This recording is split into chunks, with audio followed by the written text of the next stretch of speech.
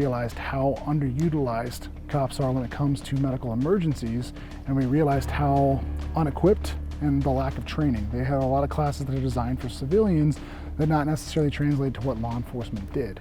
Or it was too segregated, where this is a medical class, this is a law enforcement class, but nobody was putting them together to really train them and actually implement systems of care. So we started Griffith Blue Heart nonprofit in order to help prepare, train, and equip law enforcement for time-sensitive medical emergency. For this collaboration, we're doing a 2-day Train the Trainer course. We're taking officers from students to trainers. This is focusing on high-performance training when it comes to emergency medical response that law enforcement faces. It's kind of a crawl, walk, run methodology. We do classroom, we do skills building, and then we do all reality-based training scenarios. So we've got field scenarios with role players. We use wearable wounds that spurt blood.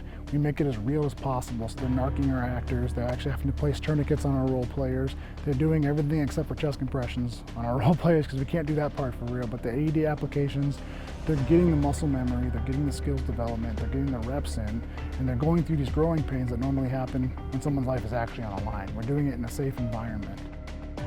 When everyone thinks about medical response things, they all go, well, that's the fire department's job, that's for EMS. But the reality is we're on scene first 90% of the time. And there's several times where it's not safe for fire and EMS to come in, and we're stuck working on our own selves if we're not prepared. Now, first responders as a whole, we are at a 70 times higher risk for heart disease. We are 25 times more likely to die from a heart condition than a violent encounter with a suspect.